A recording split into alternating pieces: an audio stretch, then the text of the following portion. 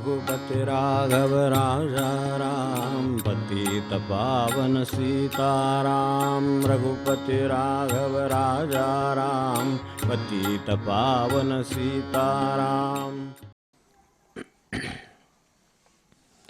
परवाही आपण भावावरती विचार करत होतो, जे अभंग जो स्वामींचा होता त्याच्याबद्दल. तर इथेही तास शेवटी आलं की मग भवभय त्यासी बाधी कैसे, कसं बांधणार, उद्या काय होईल ही चिंता ज्याला नाही त्याला भवभय बाधलेलं. भव अनेक प्रकाराने व्यक्त होतं, एकाच दिवस होतं असं नाही. जीवनातली अनिश्चितता म्हणजे भव. आपण त्या दिवशी बघितलं, उद्या काय, परवा काय, माझं काय, दुसऱ्यांचं काय, सगळं जे काय आहे ते सगळं भविष्य हे भव. खरं सांगायचं तर माझ्या हातात त्यातलं काही नाही. आज या क्षणी मी काहीतरी करू शकतो, जे काय परमेश्वरानं शक्ती दिली आहे त्याच्या साह्याने. तीसुद्धा माझी नव्हे, कारण दुसऱ्या क्षणी शक्ती नाहीशी होते. माणसाला बोलायला तोंड उघडतो आणि बोलता येत नाही. महाराज जे म्हणले, बोलविता धनी वेगळाचे, आता लक्षात आलं ना प्रोफेसर भानूनं जे म्हणले ते, तसं की हे काही तुमच्या हातात नाही. या क्षणी मी येणार नाही म्हटलं तरी आता संध्याकाळी, सकाळी कसा बसला म्हणून जाता आलं नाही, आणि दुपारी सुटला म्हणून यावं लागला. ते महाराज म्हणले तेच झालं शेवटी. तर तसं हे ज्याच्या लक्षात येतं, या दिलेल्या शक्तीनिशी मी बोलतो, मग हे नंतरची गोष्ट आहे. ते जर हे सगळं साधलं तर मग भवभय नाही. मग आता मला सांगा, उद्या एखादी गोष्ट होणार, उद्या काय परीक्षा देणार आणि त्यात तो पेपर लिहिणार, त्यात तो पास होणार, साध्या भाषेत. पण आज तो काय करणार? आज तो पेपर लिहिणार आहे का काय पास होणार आहे? काही नाही, त्याच्या तारखा नंतरच्या आहेत. आजच्या क्षणी तो फक्त अभ्यास करणार, हे खरं काम. तेव्हा आपली खरी कामं आपल्याला जेव्हा लक्षात येतील तेव्हा मग त्याला काही भय राहत नाही. त्यासाठी हे मग आलं आणि ते आपल्याशी इकडे निगडीत आहे, म्हणून हे त्याचा संबंध शेवटच्या आपल्या आत्ताच्या घेतलेल्या अभंगामध्ये आला. मी आजचं काम केलं आहे का, तर मी उद्याच्या जगण्यासाठी एकतर पात्रही आहे आणि त्यांच्या कृपेलाही पात्र आहे. जर मी आजचं काम माझं करीत नसेल तर मी उद्याच्या त्यांच्या कृपेला पात्र नाही. आज तरी आजही आहेच आहे असं मला म्हणायचं नाही. आजसुद्धा काय केलं ते काल काय केलं त्याच्यावर अवलंबून आहे. आज कशा स्थितीत काम करतो त्याच्यावर अवलंबून आहे. मग हे सगळं जर मी आज बरोबर वापरणार असेल तर उद्याच्या कृपेला मी पात्र आहे आणि उद्याच्या दिवसालासुद्धा पात्र आहे. तर हे केव्हा होईल की ज्यावेळेला मी आजचं काम केलेलं असेल. आता आजचं काम किती करू शकेन आणि कसं करावं, यासाठी जे काही यात संदेश आपल्याला येऊन गेले ते आपण बघतो आहे. तर कुल अहंता बाळगली नाही, ज्ञान अहंता बाळगली नाही. ज्ञान आहे पण अहंता नाही. ज्ञान अहंता नको असं म्हणले तेवढं लक्षात ठेवलं म्हणजे बरं. नाही तर ज्ञानच नको म्हणायचे माणसं. आपल्याला सुटकाच हवी असली म्हणजे परीक्षांनी तरी काय होतं आहे, कुठं नोकरी लागते आहे, असं जे सर्वसाधारणपणे परीक्षा ज्यांना अभ्यास करायचा नसतो किंवा पास होण्याची शक्यता नसते त्यांचं नेहमी म्हणणं असतं की बाबा त्यांनी काय होणार आहे. त्यांनी काय होणार आहे ते पास झाल्यानंतर ठरेल. सध्या आपल्याला अभ्यास करता येतो ना, पास करता येते ना, आपल्या परीनं जे पास व्हायसाठी करायचं ते प्रयत्न करतायत ना, मग करावं. तर तसं मूळ ज्ञान नको म्हणत नाही, ज्ञान अहंता नको. कुल नको म्हटलं नाही, कुलात जन्मालाच आला आहे, पण कुल अहंता नको. कुळाभिमाने पडेलो प्रवाही ते नको. त्यात समजा ते जे काय आलं असेल, ते जे वाट्याला आलं असेल ते, पण मला काय साधायचं आहे ते जर मला ह्याच्यातून कळलेलं असेल तर ते साधण्याकडे जाण्यासाठी वाटेत कुठे अहंता येणार नाही. ती त्यांना बघायची आहे फक्त. मी माझे विसरे ती अहंताच यासाठी. यासाठी श्रुतीसंग्रहणे वगैरे सगळं जे आहे ते सुरुवातीला जे स्वामींचं आपण पाहिलं ते. तर कुल अहंता नको, ज्ञान अहंता नको. या अहंता नको का, तर त्या साधका नाडीती क्षण न लागता, त्याच्या लक्षात येणार नाही त्याच्या आधी त्याचा नाश करतात. जो बाण तुम्हाला सुटला आहे आणि लक्षात आला आहे तर तो चुकवता येईल, पण जो लागल्यानंतर परिणाम झालेला आहे तिथे काही करता येत नाही. एक तो बाण कसा आहे त्याच्यावर अवलंबून आहे. जीव घेणं असेल तर संपलंच आहे, आणि जर समजा लागणार असेल आणि आपल्याला काही इजा होणार असेल तर इजा टाळता येणार नाही, कारण तो आधीच लागून गेलेला आहे. तर क्षण न लागता या अर्थाने म्हणायचं आहे की एक क्षण न लागता माणसाचा अहंकाराला, साधं मी मध्ये आपल्याला म्हटलं तसं, जरा सरका म्हणलं माणसाला, पाय लागला जाताना चुकून त्याचा पाय लागला तरी त्याला वर बघ, कोणाचा पाय लागला, पाय आहे, माणूस आहे, आपल्यासारखाच आहे, आपल्याबरोबरच आलेला आहे, तो या ज्या कामासाठी आपण आलो त्याच कामासाठी आलेला आहे, हे सगळं जर आहे तर त्याच्याकडे वर बघायचं कुठून येतं आतून, ते आत येतून येतं. तिला सूक्ष्म सूक्ष्म म्हणायचं कारणच हे आहे की ती वर बघायला हवी. त्याला वर वर कोणी असेल, आपण आहोत त्या जागी, आपण कोणत्या कामात आहोत म्हणून ते आज आपल्याकडे जे प्रार्थनेत म्हटलं नमो आज या वर्तमान क्षणास, तो माझा या क्षणी तो गेला ना क्षण, तो माझा दुसऱ्या कशाकडे तरी बघण्यात गेला ना, भले त्यातून निष्पन्न काय होणार, निष्पन्न काहीच होणार नाही. कारण ते काय होणार, कळलं मनुष्य बसणार कुठे, तो चालला असा तो बाहेर जाणार येणार, हे होणारच की. पण त्यात माझा आत्ताचा क्षण गेला ना, एक क्षणात एक नाम गेलं, एक राम म्हणता आला असतं, त्यांनी भर पडली असती. काय जे असेल त्याच्यात माझ्या 70,000 असू देत, नाही तर 7 लाख असू देत, त्याच्यात माझ्यात भर पडली असती, ती माझी त्या क्षणाने गेली. म्हणून नमो आज या वर्तमान क्षणास, तो क्षण मला हवा. हे जे साधका नाडी ती क्षण लागता, क्षणार्धात गोष्ट होऊ शकते, हे बरोबर आहे. पण क्षणार्धात होणारी गोष्ट माणसाचा उद्धार पण करणारी असू शकते. एका क्षणात माणसाला समजा बुद्धी झाली, आपण बघतो म्हणजे हे अवघडच आहे बुद्धी होणं, सगळं सोडून देतो, माझा काही राग नाही कोणावर वगैरे वगैरे, सगळं जे काय असेल ते असं सगळं एका क्षणात, ते सुद्धा एका क्षणात होऊ शकते की माणसाचं. म्हणजे अवघड आहे जरा हे, मी म्हणतो हे सगळं मला आपल्याला पटत नाही, मलाही पटते, पण तरीसुद्धा की माझा कोणावर राग नाही, क्षमा करा वगैरे, हे एका 2 शब्दाच्या गोष्टी आहेत की चुकून बोललो वगैरे, जे काय सगळं असतं ते सगळं एका क्षणार्धातच येतं, ते सुद्धा क्षणात येतं, पण ते माणसाला सोडवतं, हे नाडतं. प्रश्न फरक तिथे आहे की एका क्षणात हे पण होतं, एका क्षणी माणसाला नाम घ्यायची बुद्धी झाली, होऊ शकतं की एका क्षणात सुद्धा बुद्धी झाली आणि तो नामाला लागला. आता नाम घ्यायला बुद्धी व्हायला किती काळ लागतो, फ्रॅक्शन ऑफ अ सेकंड, काय त्याच्या मनात आलं बस नाम घ्यायचं, ठरलं की ठरलं, असं ठरलं की ठरलं म्हणून लागलेले किती लोक आहेत नामाला, की जे त्या ठरलं त्या क्षणी किती वेळ लागला बा, खूप वेळ विचार करतो नाम म्हणजे काय, मग म्हणजे काय, तुमक म्हणजे काय, त्यांच्याकडून सहसा नाम होत नाही बरं का, ते आपण आपल्याला माहीतच आहे. पण तरीसुद्धा आपण एक लक्षात ठेवू की ज्यांचं होतं त्यांचं त्या क्षणी ठरतं की बस म्हणायला किती क्षण लागला, एक क्षणसुद्धा लागत नाही त्याला, की हे ठरलं, हे करायचं आहे.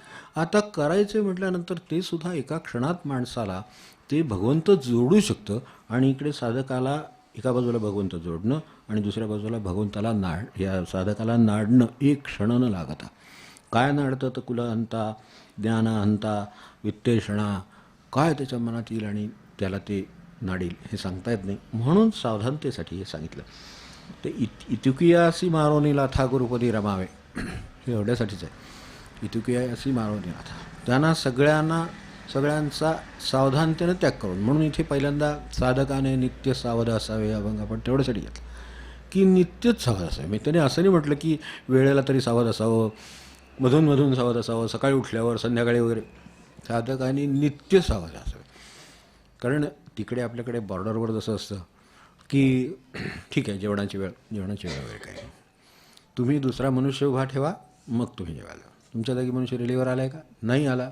आपल्याकडे असं झालेलं आहे की रिलीवर नाही आला तर त्याची ड्युटी बंदूक खाली ठेवायची परवानगी नाही. 8 तासाच्या जागी तुम्हाला अनुभव आहे की हे 8 तासाच्या जागी पुढच्या 8 तासाची ड्युटी सुरू. जसं हेच सगळं जे प्रपंचात माणसाला आहे किंवा जेवढं करतो आहे त्यातलं महाराज म्हणले तसं रिकाम्या वेळात केलं तरी रामाचाराशी पडतील, तशीच अवस्था आहे की इकडे ज्या तत्परतेनं ती ड्युटी आहे, दुसरा रेडीवर आलेला नाही, बंदूक ठेवता येत नाही खाली, तर तशीच्या तशी घेऊन तसंच पुढे ड्युटी चालू ठेवावी लागते. हे मनुष्य प्रपंचात त्याच्या नोकरीसाठी त्याचं एक सावधानता, त्याची अलर्टनेस, त्याची जबाबदारी, ते नाही का सगळं त्याच्यावर रिस्पॉन्सिबिलिटी नाही का त्याची, तर त्याच्यासाठी तो करतो. आणि अशा वेळेला सलग दुसरी ड्युटी करतो. ही संबंध 16 तास ड्युटी केलेले लोकसुद्धा आपण बघितलेले आहेत की दुसरी ड्युटी 8 तास संपली तर दुसरी बंदूक नाही ठेवायची. तो मनुष्य का आला नाही ते ठरेल ना, काहीतरी कळेल, निरोप येईल, हे होईल, हे सगळं होईल, पण तोपर्यंत मला संरक्षणाची ड्युटी खाली नाही ठेवता येत. तसं सावधानतेची ड्युटीची बंदूक कधीच खाली ठेवता येत नाही, ती कायम बाळगलीच पाहिजे. कारण शत्रू काय तुम्हाला काय इंटिमेशन मी निघालो वगैरे असली काय होणार आहे का, काय पत्र पाठवणार आहे का, मेल देणार आहे का, काय नाही. तो येणार त्यावेळेला तो उलटं तुम्ही बेसावत केव्हा तेव्हाच बघणार आहे. शत्रू काही सावध माणसावर कधी चाल करून येत नाही, तो बेसावधावरच चाल करून येतो. तर तो चाल करून येतो त्यावेळेला तो बेसावध आहे का, तो प्रपंचानं बेसावध होईल, काही कुलांता ज्ञानांता काय कशी यादी खूप आहे, तर ह्याचं कशानं तो बेसावध होईल त्याला पाहिजेच आहे. फक्त तो बेसावध झाला की त्यांनी आघात केला म्हणून समजायचं. म्हणून नित्य म्हणजे नित्यच, नित्य सावध असावे. आता ज्या वेळेला एक आहे, ज्या वेळेला नित्य सावध असावे असं ज्या वेळेला आपण म्हणत राहतो तेव्हा केव्हा तरी निदान 24तले 12 12तले 6 काय त्याची तळमळ किती आहे त्याच्यावर अवलंबून आहे, तो सावधान राहू शकेल. 12 तास सावधान राहायला खूप झालं. झोपेत सावधान राहिलं नाही चालेल, महाराज बघताय, पण निदान जागेपणी, निदान उठल्यावर, निदान काम करताना, निदान निर्णय घेताना, निदान रस्त्यानं चालताना काय त्याला शक्य असेल तिथे तो सावधान राहिला तरी खूप झालं. त्यालासुद्धा नित्यमध्ये येता येईल, पण तो चालत असला पाहिजे. यासाठी हे कुलहंता वगैरे सगळं आपण यादी वाचली. तर मग इतुकयासी मारोनीनाथ हा गुरुपदी रमत असे तेव्हा, आणि हे जे उदाहरण दिलं ते मागे बघितलं तसं आहे, सालंकार बालकासी तस्कर देती खावयासी. काय याच्यातलं एक शब्द बघायचा राहिला म्हणून ही ओवी परत बघितली, नाही तर हे पुन्हा बघितली नसती.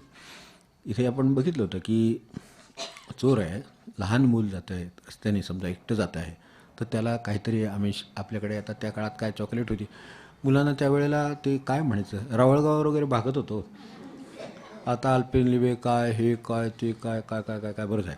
तर त्याच्यातलं ते त्यांना स्ट्रॉबेरी लागेल, खायची लागेल, ते त्या क्षणी ते बालक कशाला भुलेल एवढाच फक्त त्यांचा प्रश्न आहे. मग आता ते देतात आणि त्याला भुलवतात. त्या क्षणी त्याचं लक्ष, आजूबाजूचं वातावरण, स्वतःचं काम, स्वतःची जागृती हे सगळं जातं. हे जातं असं काय असेल तर त्याला आमिष म्हणतो आपण. ते तर हे काय देती, तर तस्कर देती खावयासी आणि भुलोनी जातात तयासी. ते कोणाला, त्याच्यासाठी एक शब्द वापरला तेवढा बघून पुढे गेलं म्हणजे झालं. सालंकार बालकासी. आता त्याच्याच अंगात कपडा नाही, धड त्याला सुद्धा, त्याला स्वतःला चड्डी घालायला नाही आहे, तर त्याची अवस्था अशी आहे, तर त्याच्या कोणी त्याला ते तेवढ्यावर तो हे घालवणार, अल्पेनलिबेन हे घालवणार नाही तो त्याच्यावर, नाही का, या असल्या गोष्टी त्याच्यावर नाही घालवणार तो. म्हणे ह्याच्या कशा यायला कशासाठी स्ट्रॉबेरी घालवायची. सालंकार बालकासी असं आहे. किंवा आपल्या दृष्टीने संबंध कुठे आहे, तर जो नाम घेतोय ना त्यालाच नाडायला येतात. तो सालंकार बालक आहे, गळ्यात ना माळ घातली आहे ना, मग त्यालाच भुलवलं तर तो बाजूला जायचं, तिथं प्रश्न आहे काहीतरी. कारण तो जे मिळवतोय ते लौकिकात काही नसलं तरी पारलौकिकात सुवर्ण आहे. लौकिकात नामाचं काय आहे, लौकिकात माळ 10 रुपये नाही तर 5 रुपये नाही तर 100 रुपये काय त्याची असेल तशी, ती जरी माळ असली तरी तो माळ आहे, त्याच्याकडे नाम आहे. तेव्हा हा भुलला तर नाम असणं म्हणजे सालंकृत आहे होते. त्यामुळे ते सालंकृत बालकाला ते भुलवायला देतात. सालंकृत बालकासी तस्कर देती खावयासी. उगाच कोणाला तरी खायला देत नाही. तेव्हा भीती ही नाम घेणाऱ्यालाच जास्त आहे चांगल्या अर्थाने. भीती म्हणजे हा धोका या अर्थाने ती त्याला आहे, कारण तो नाम घेतो आहे. तेव्हा ते भुलवण्याचं काम कोणाचं आहे, तस्कर कोण इथे, ही माया आहे. ती म्हणते की ह्याच्यावर जर समजा काहीतरी एक मोठं उभं केलं, त्याला पद देतो म्हटलं, त्याला काय आणखीन पैसा देतो म्हटलं, त्याला काय अमुक देतो म्हटलं, तमुक देतो म्हटलं, तर हा नामापासून बाजूला गेला की काम झालं त्याचं. कारण हा तिच्या तावडीत सापडणार परत. तर पैशाने सापडेल, कशाने सापडेल, काय निमित्ताला मायेला काही. पैसाही मायेचं अस्त्र आहे, महाराज म्हणले ना तसं आहे. तर पैसाही मायेचं अस्त्र आहे, त्यातल्या त्यात पैसा. मग त्यातल्या त्यात समजा 40,000ऐवजी 50,000 त्याच्यासमोर ठेवला आमिष, तर हा बोलतोय का, बोलला तर 50च्याऐवजी 60 ठेवलं तर हा नक्की बोलणार.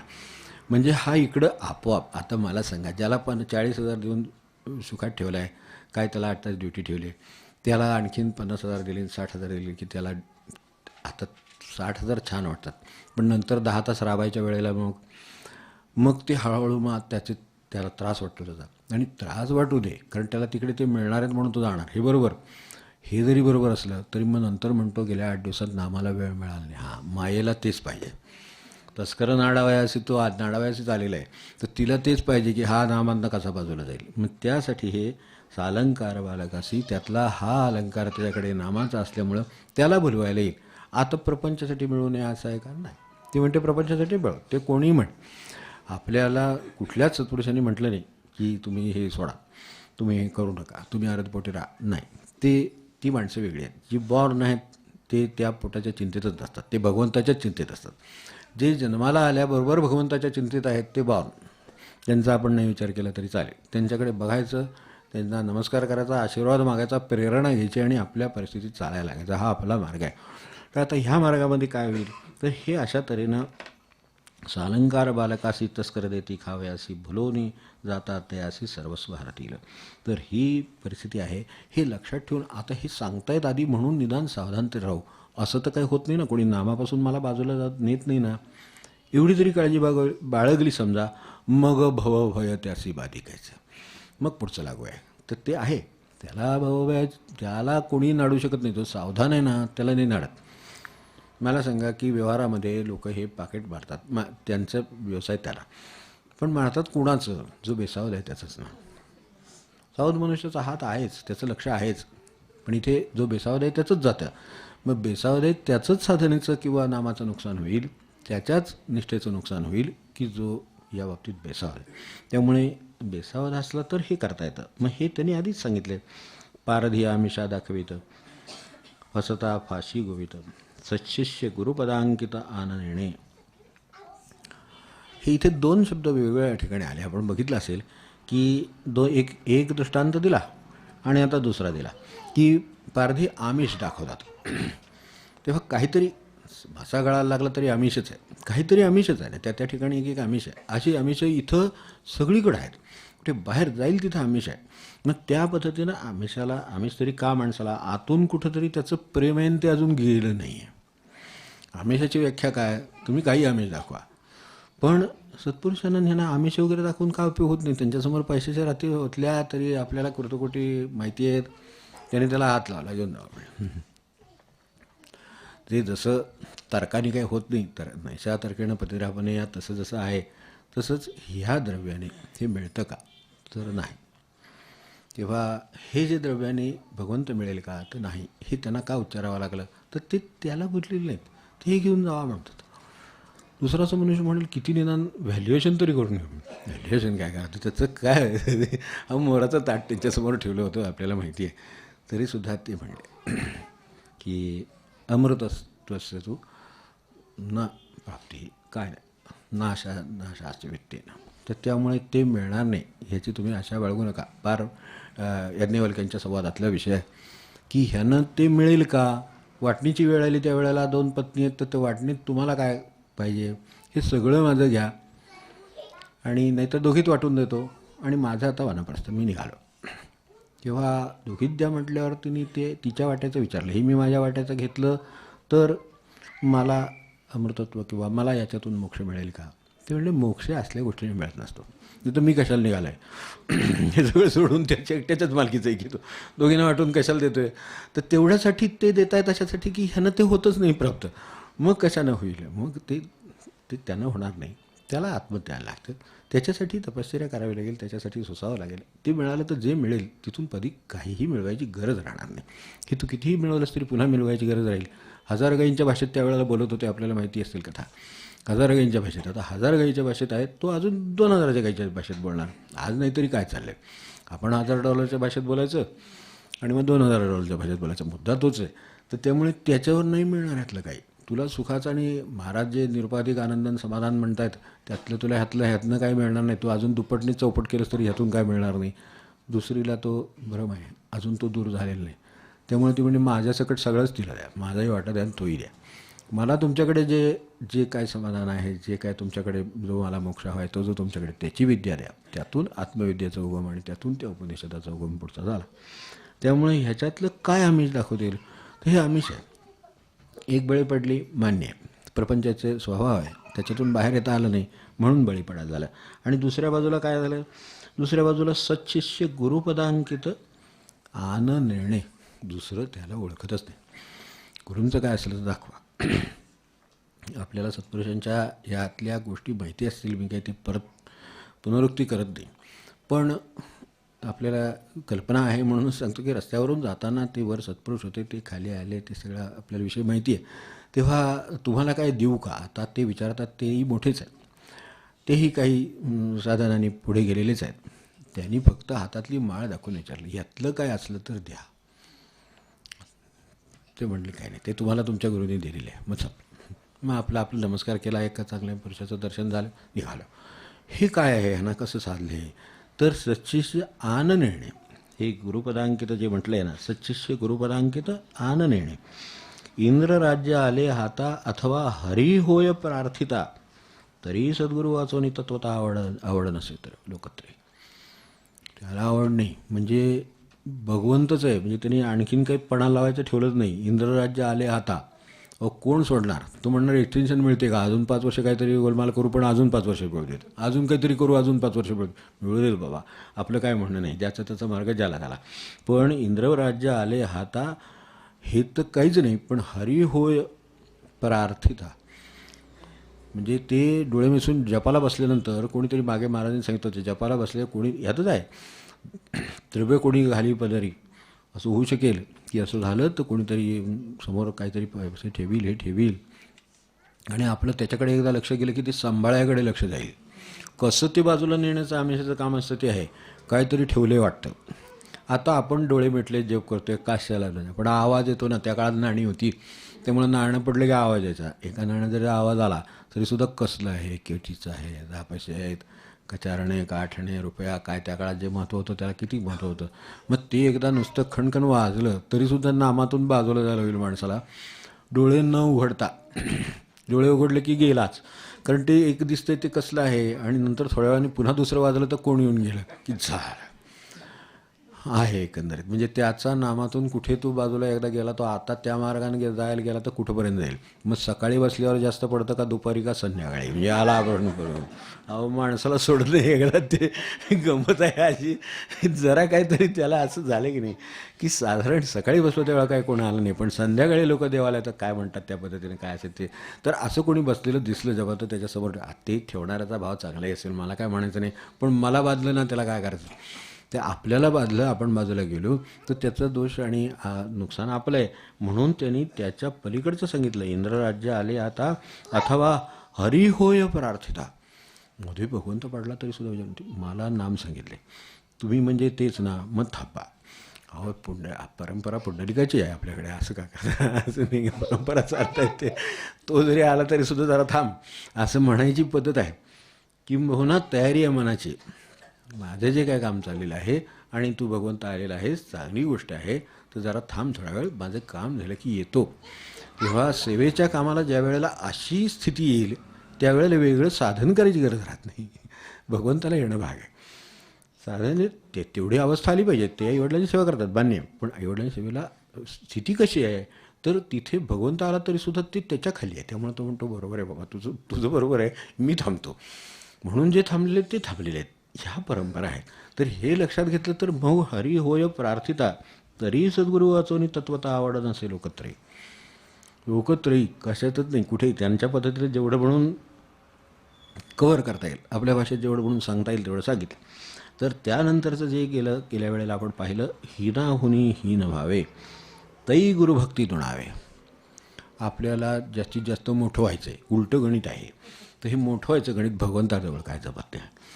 लहान व्हायचं असेल तर भगवंताची गणित जमतं, मग येऊन साखर खावी हेच खरं, भगवंताकडे एवढंच आहे. तर तशा अर्थाने जे जै जगा धाकोटे होय तै जवळीक माझी, कशाला ज्ञानेश्वर महाराजांनी सांगितलं, जे धाकटं आहे त्याच्याहीपेक्षा जे धाकटं आहे त्याच्याहीपेक्षा जो धाकटा होतो तो माझा. जै जगा धाकोटे होय, जगात काही एक आहे का, आणि असंख्य वस्तू आहेत, झाड पेड माणूस सगळं, मोठी माणसं लहान माणसं वृद्ध अमकं तमकं मुलं बाळं सगळं, तर यांच्यापाशी सुद्धा जो लहान आहे, जे जगा धाकुटे होय. आपल्याकडे मोठा भाऊ धाकटा भाऊ एवढ्या तरी भाषेत आपल्याला परिचित आहे ना, ते मोठे पडले मग आता आम्ही काय करा, बरोबर आहे, हे व्यवहाराचं आहे, ते मोठे पडले आम्हाला बोलता येत नाही का, ते मोठे पड ठीक आहे, ते असू देत मोठे. इथं भगवंताजवळ काय चाललं आहे ते, त्यातून आपण लहान आहोत एवढंच झालं ना. काय करतील, जास्तीत जास्त वाटणीत तिकडं 60% घेतील आणि इकडे 40% चालतील. टाकताना काय करतील, पिकाऊ आहे ते स्वतःला घेतील, नापीक आहे ते आपल्याला, हा एवढंच ना. भगवंत चालवतो ना सगळं. मग ही जर आपली खात्री आहे तर आपल्याला त्याची काळजी करायचं काय कारण नाही. हे जे काय म्हणतात त्याच्यात जय जगा धाकोटे होय, सर्वात लहान जगात काय आहे, मुंगी होणी लहान, महाराजांचा अभंग आपण आठवून, मुंगी होणी लहान, की तसं व्हायला हवं आहे त्यांना. आणि आम्हाला मोठं व्हायचं, ज्याला मोठं व्हायचं आहे त्याने आपलं परमार्थाच्या मार्गाला लागून, जगाचे भरपूर मार्ग आहेत मोठे व्हायचे, चांगले आहेत वाईट आहेत सगळे मार्ग आहेत, त्याने आपलं काय व्हायचं ते मोठं व्हावं, काय सुख असेल ते अनुभवा, आनंद घ्यावा, काय करायचं ते करावं. आपल्याला इथं मार्ग हाच आहे की जय धाकोटे होय तैजवळीक माझी, तसं हिनाहुनी व्हावे हिना, वाईट अर्थाने नाही, चांगल्या अर्थाने, नम्रतेनं काय नम्र असू शकेल, तर जे काय समजा झाडाचं पान नम्र आहे तर त्याच्याही खाली नम्र आहे. आपल्याकडे म्हणून नमस्कार करण्याची पद्धत वाकून आहे ती तेवढ्यासाठी आहे की ती सवय लागावी. जे उत्तम म्हणून माझ्यामध्ये आहे काय ते काय आहे, उत्तमांग, त्याला आपण मस्तक म्हणतो ते उत्तमांग, ते टेकलेलं आहे. म्हणजे आता काय आपल्याकडे राहिलं नाही थोडक्यात म्हणजे. आणि आपल्याला माहिती आहे हे जर चाललं नाही तर काय राहत नाही बाकीचं आहेत ना. शब्द ह्यात काय बिघाड झाला आधी उत्तमांगामध्ये ते शब्द म्हणले म्हणून काय आपण म्हणायचं का नाही. आपला अनुभव बघावा, ह्या उत्तमांगात काही गडबड झाली की काही चालत नाही माणसाचं. तो कोणी राजा असो नाही तर रंका असो नाही तर आणि काय असो, तिथं गडबड असेल तर काही चालत नाही. म्हणजे उत्तमांगात चालतं ना, भले मेंदू म्हणा, त्याला काय आपल्याला भाषेत म्हणायचं ते म्हणा. मग ते जे आहे ते सर्वश्रेष्ठ आहे ना, मग तेच त्यांच्या पायाशी ठेवलं, त्याला आपण डोकं टेकणं म्हटलं. त्या अर्थाने खरं डोकं टेकलं. मग आता हे करावं म्हणून हिनाहुनी हिनं म्हणजे चांगल्या अर्थाने की म्हणून पुढचाही शब्द वापरला आहे, तै गुरु भक्ती दुणावे, हिनाहुनी हिनं व्हावे. जितकं जास्तीत जास्त नम्र होता येईल तेवढं. आता आपली नम्रतेची आपल्याला परिचय नाही असं नाही, त्यात 2 नम्रता आहेत. एक सांगतो थांबतो आपले व्यवहार, तर एक सांगतो. एक व्यवहाराची नम्रता आहे ती कशी आहे की साहेबाकडं काम आहे, हात जोडले पाहिजेत. नम्रता म्हणजे अशी काही असते की बघत राहावं, कारण ते होईपर्यंत ते प्रश्न आहे सगळा, त्यामुळे आपल्याला व्हावं लागतं. मला व्यवहार आणि ते बरोबर आहे, जाऊ दे तिकडे, आपल्याला त्याच्या नम्रतेशी काही संबंध नाही. आता दुसरं काम, दुसऱ्या बाजूला एक नम्रता आहे, ती पण आहे. ती कशी आहे, ती त्या आपल्या महाराजांचे लकोंडी महाराज त्यांच्यात जसं सांगितलं की त्यांच्या घरी तेवढी भिक्षा मागायला सांगू नका, बाकी कुठेही भिक्षा मागायला तयार आहे. हां थांबा, अजून वेळ आहे, जरा उद्धाराची वेळ अजून यायची आहे. ते गुराप्पा आणि जे सांगितलं होतं तसं की हे असं आहे, त्यांच्याकडं तेवढं नको, त्यांच्याकडं तेवढं का नको, त्यांचं आमचं नाही जमत. आता जमत नाही म्हणूनच तुम्हाला भिक्षा मागायला सांगितली ना तिथं, नाही तर त्यांना काय कळत नाही का ह्यांचं जमत नाही ते म्हणूनच तर त्यांना निवडले की ह्यांच्याकडे जाऊन भिक्षा मागा. गुप्ते महाराजांनी जशी आमंत्रण पत्रकं काढली त्यावेळेला जशी निवडून बाजूला काढली आणि म्हणजे एवढी आमंत्रण फक्त तुम्ही करा. एक पहिलं वाचल्याबरोबरच लक्षात आलं ना की अरे हे ते ह्यांच्या घरात तर आपण पाऊल टाकत नाही. आता महाराजांच्या घरचं कार्य आहे, आपल्याला आमंत्रणात जाणं भाग आहे, आमंत्रणात जाणं भाग आहे, तर मग ह्यांच्याकडे जावा. त्या काढून सगळ्यांना वाटल्या आता व्यवस्थित ज्याच्या त्याला बरोबर. तर ही ह्यांच्या वाट्याला जी आली ती म्हणली, हे बघितल्यावर आपले नाना पाठक वगैरे ते आपल्याला माहिती आहे, तर त्यांनी ते बघितलं, म्हणलं एक आहे, दुसरी तशी आहे, तिसरी तशी आहे, सगळी मला आवडणारी माणसं ज्यांच्याकडे मी जाणार नाही, त्यांचं माझं काहीतरी झालेलं आहे, तीच नेमक्या बरोबर पत्रिका कशा ह्याने वाटवा. आता म्हणून तर मग गुरूंचा एवढा हे आहे, महती आहे एवढ्यासाठी. तर हिनाहुनी दिन ही व्हावे, गुरुभक्ती दुणावे, मगचित सुख भोगावे सर्व काळ. ते झालं की मग आणखीन काही खाली नसतंच त्याच्यात. मग गुरुभक्ती दुणावे, कारण त्यांना ते आवडते. महाराज जसं म्हणले की कासेगावकर वैद्यानाही म्हणले, ह्यानाही म्हणले, आपल्याला सगळ्यांना माहिती आहे, ते मला कळत नाही, ते मला कळत नाही, हे मला फार आवडतं. हे जे आहे ना, आम्हाला सगळं कळतंच आहे, तर मग आता त्यांना कसे आम्ही आवडणार. आम्हाला जर आवडणं व्हायचं असेल तर मग मला कळत नाही म्हणा. आणि खरं सांगायचं ना, कळत नाही असं बरंच आहे मैत्री जगामध्ये. काय खोटं बोलायचं नाही महाराजांजवळ की मला काय कळत नाही. कळत असेल सांगावं, एवढं एवढं कळतं, ह्याच्या पुढचं मला काय कळत नाही. इतर शास्त्र म्हटलं तर अजिबातच कळत नाही. तर त्यामुळे ते म्हणतील हे बरोबर आहे, ह्याला खरं कळलं. कारण ज्याला कळत नाही ते कळलेलं आहे, त्याला कळतंच की नाही, खरं कळतं त्यालाच, ज्याला कळलं नाही. आता ज्याला कळलं त्यालाच कळत नाही, हाच अडचण आहे. मग ते लांब ठेवतात. ते म्हणतात ठीक आहे, अजून जरा शिक्षण घेऊन या, काय असेल ते करा आणि मग बघू. तर तई भक्ती गुरुभक्ती दुणावे, मग चित्सुख भोगावे सर्व काळ. सुखाचा प्रश्न नाहीच आहे, चित्सुख भोगावे म्हटले. जाणीवेचं सुख आहे जर, तर ते कायमच आहे, कारण जाणीव कायमच आहे, सुख कायमच आहे. इतकं सोपं जाणीवेच्या आणि सुखाचा त्यांनी गाठ घालून ठेवलेली आहे. कारण भगवंताचं स्वरूप आहे ते, सच्चिदानंदामध्ये 3मध्ये ते आल्या. एक स्वरूप चित्सुख आहे. आज मला सुख आहे, बरोबर आहे, मुलगा ऐकलं तर सुख आहे, मुलगी ऐकली तर सुख आहे, सून ऐकली तर सुख आहे, सासूबाई नीट वागल्या तर सुख आहे. नीट वागल्या तर म्हणजे आपण त्यांना वागायचं वळण लावायचा प्रश्न नाही आहे, पण तरीसुद्धा की त्या नीट वागल्या म्हणजे काही त्रास नाही दिला साध्या भाषेमध्ये. आपण असं समजू की काही त्रास नाही, दिवसभरात काही बोलल्या नाही आपल्याशी, किती छान. म्हणजे दिवसभर खरं तसा विचार केला ना तर आपली काही बोलल्या नाही, काही नाही, आपलं त्यांच्या बाबत किती सुंदर राहील की आपल्याला आपल्या मनाप्रमाणे काय करायचं ते करता येते, जाता येते, बाहेर येता येते, काय स्वयंपाक करायचो करता येतो, त्याच्याबद्दल काय म्हणत नाही, तसं का काही नाही, किती छान दिवस गेला. म्हणजे हे हे हे कसं आहे, हे असं आहे. पण संध्याकाळी तुला दुपारीच सांगणार होते, असं जर संध्याकाळी म्हटलं तर दुपारपासूनचं सुख सगळं गेलं. कारण ते अवलंबून असलेलं झालं, उपाधीचं झालं. मी उपाधीचं झाल्यामुळं हे आता जाणीवेचं सुख म्हटलं तर जाणीवेचं सुख कधी येऊ, तर त्यावेळेला होतं, दुपारी होतं, आत्ताही आहे, ह्याच्यातही ह्यांच्यावर अवलंबूनच नाही. त्यांना काय करायचं ते करू देत, करतील ना. काय जास्तीत जास्त काय त्यांच्या मनासारखं होत नाही, ते मनासारखं कर म्हणतील, हे त्याच्यावर म्हणतील, ते त्याच्यावर म्हणतील, असंच कर म्हणतील, तसं त्यांना काय म्हणेल ते म्हणेल. आपल्याला ते म्हणेल ते केलं, काम झालं, पुढं चालायला लागलं. हे शक्य आहे, अशक्य आहे असं नाही. पण त्यासाठी आपलं मन मोडावं लागतं ना, त्यांना मनच मोडायचं. मी म्हणतो असं कल्पना करू की गुरुनी त्यांना बरोबर योग्य ठिकाणी बसवलेलं आहे, आपण त्यांची सासू का नाही असा विचार करावा क्षणभर. मी आपला सोपा म्हणजे मी म्हणतो, तुम्ही म्हणाल उगाच आज सासूजण कशाला उद्धार करते, पण खरं आहे की नाही मला सांग की आपण सासू नाही, आपण सून आहे ना, म्हणून ठीक आहे. आणि जर सून आहे तर मग त्यांना बरोबर सासूबाई म्हणजे ज्या ठिकाणी जे मनुष्य पाहिजे त्या ठिकाणी बसवणं हे भगवंताचं कामच आहे. कुठल्याही ऑर्गनायझेशनमध्ये कुठलीही माणसं त्या ठिकाणी प्लेस करणं हे मॅनेजमेंटचं काम असतं की नाही.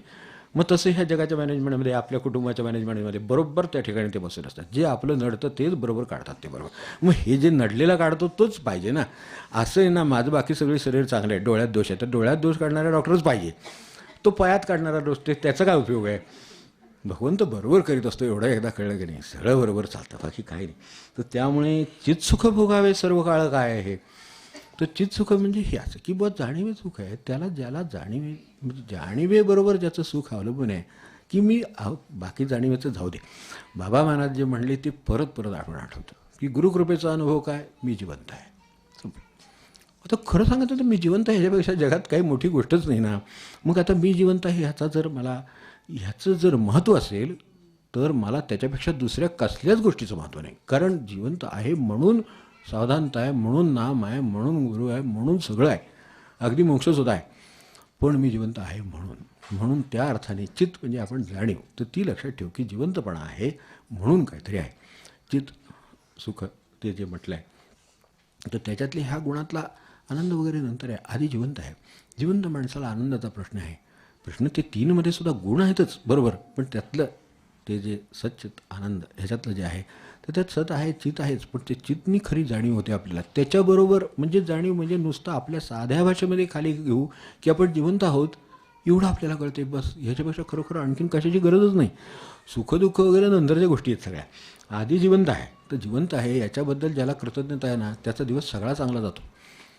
पण मी जिवंत आहे याची जाणीव ज्याला नाही त्याचा सगळा दिवस त्याच्या मताप्रमाणे विरुद्ध, मनाप्रमाणे नाही, त्रासच आहे त्रास सगळा.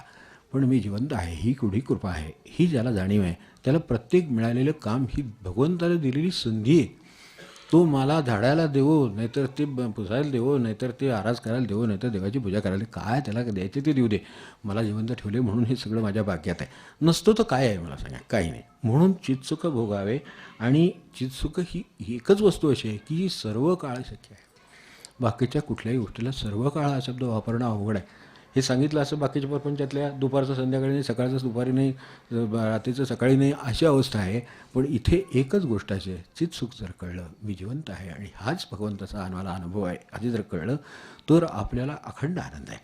आपण झोपी गेलेले असलो तरीसुद्धा आपली जाणीव जागृत असतेच. नक्की तुम्ही म्हणाल आम्ही झोपलेलो असतो, आता कुठली जाणीव जागृत असायची.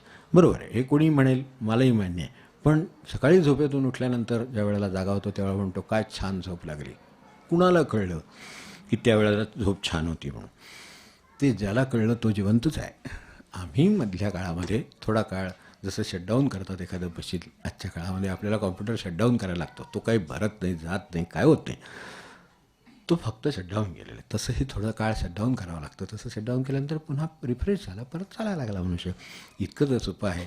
तर चित्सुख ही एकच गोष्ट अशी आहे की जी सर्व काळ चालू राहते. म्हणून असं म्हटलं, नीच सेवा गुरुगृही निरहंकार करिता पाही, जगी दुर्लभ नसे काही जगद्वंद्य. त्यामुळं त्या अर्थाने सेवेकडे ज्यांनी बघितलेलं आहे त्यांना भगवंत हा सापडलेलाच आहे. आणि आनंदही सापडला नसेल तरी सापडेल, कारण आपण जे सांगितलं आहे ते करतो आहे. त्यामुळं तो आनंद मिळावा एवढी प्रार्थना करूया आणि थांबू, कारण आपली वेळ झाली. मग आता काय त्यापेक्षा आणि गरजही नाही. आपण आज जाणते आहात, समजून घ्यावं ही विनंती. स्वामी निरंजन स्वामी काय म्हणतात.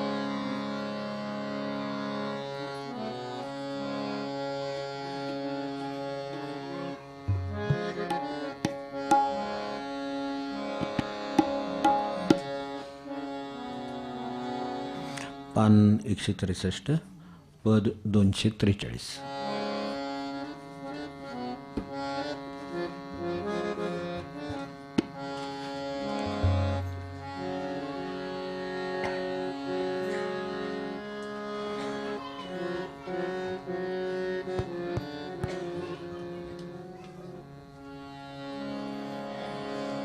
मनुजा राम सदा वद रे, मनुजा राम सदा वद रे, मनुजा राम सदा वद रे। भ्रमदायक जग सर्वहि मानुनि, भ्रमदायक जग सर्वहि मानुनि, माया सदरे, माया आसदरे। मनुजा राम सदा वद रे, मनुजा राम सदा वद रे। कामादिक रिपु दंडुनि अंतरी, कामादिक रिपु दंडुनि अंतरी, सांडी दुर्मदरे, सांडी दुर्मदरे। मनुजा राम सदा वद रे, मनुजा राम सदा वद रे। सावळी सुंदर मूर्ती हरीची, सावळी सुंदर मूर्ती हरीची, ध्यायी मनी आदरे, ध्यायी मनी आदरे। मनुजा राम सदा वद रे, मनुजा राम सदा वद रे। रघुवीर अक्षय देईल तूते, रघुवीर अक्षय देईल तूते, निरंजन पद रे, निरंजन पद रे। मनुजा राम सदा वद रे, मनुजा राम सदा वद रे, मनुजा राम सदा वद रे। जानकी जीवन स्मरण जय जय राम।